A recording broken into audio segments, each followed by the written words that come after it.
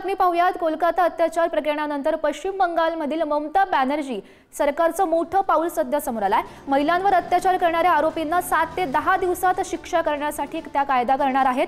पश्चिम बंगाल विधानसभेच्या विशेष अधिवेशनात आता नवीन विधेयक आणणार आहेत। 2 सप्टेंबर पासून पश्चिम बंगाल विधानसभेचं विशेष अधिवेशन होत आहे। 3 सप्टेंबरला हे विधेयक मांडतील। ममता बॅनर्जी सरकारच्या कॅबिनेट बैठकीत नव्या विधेयकाला आता मंजुरी सुद्धा मिळणार असल्याचं पाहायला मिळत आहे। ममता बॅनर्जी सरकारचं हे मोठं पाऊल म्हणावं लागेल। कोलकातामध्ये जे प्रकरण घडलं होतं त्यानंतर आता ही महत्त्वाची अपडेट आपण पाहतोय। ममता बॅनर्जी सरकारचं हे मोठं पाऊल म्हणावं लागेल। तर या संदर्भात अधिकची माहिती जाणून घेऊयात। आमचे प्रतिनिधी शिवाजी काळे सध्या आपल्या सोबत आहेत। शिवाजी, आपण पाहिलं की कोलकातामध्ये जे प्रकरण घडलेलं होतं त्याचे राजकीय पडसाद सुद्धा आता उमटल्याचं पाहायला मिळतात।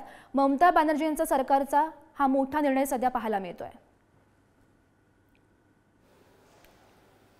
खरं तर ही ममताची खेळी म्हणायला लागेल गौरी, कारण ममता सरकारची इच्छा आहे की येत्या 2 ते 3 दिवसांमध्ये हे विधेयक पारित करून घ्यायचं आणि हे विधेयक पारित करून घेतल्यानंतर केंद्र सरकारवरती दबाव आणायचा की ह्या विधेयकाला राष्ट्रपतीद्वारे मंजुरी देण्यात यावी। त्याचबरोबर केंद्र सरकारने असं विधेयक आणलं जावं असं देखील ममता सरकारने म्हटलेलं आहे।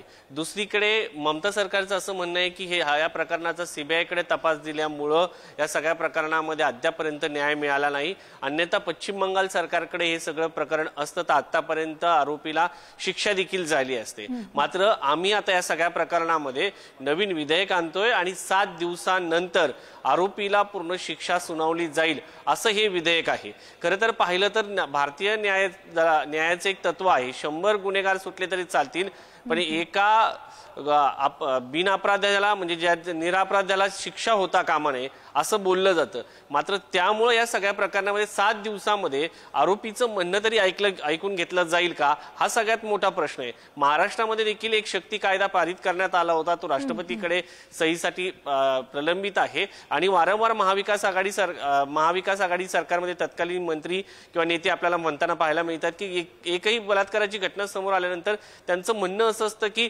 शक्ती कायदा लागू करा। मात्र या सगळ्या याच्यामध्ये आरोपीचं म्हणणं मांडून घेणं, त्याची पूर्ण शहानिशा करून घेणं आणि प्रकरणाची चौकशी करून घेणं हे 7 दिवसात शक्य आहे का, हा सगळ्यात मोठा प्रश्न या निमित्ताने उपस्थित होतो। त्यामुळे ममता यांनी कुठेतरी भाजपवरती कुरघोडी करण्यासाठी हे विधेयक ममता बॅनर्जी यांच्या सरकारची ही नवीन राजकीय खेळी म्हणावी लागेल। धन्यवाद दिलेल्या सविस्तर माहितीसाठी।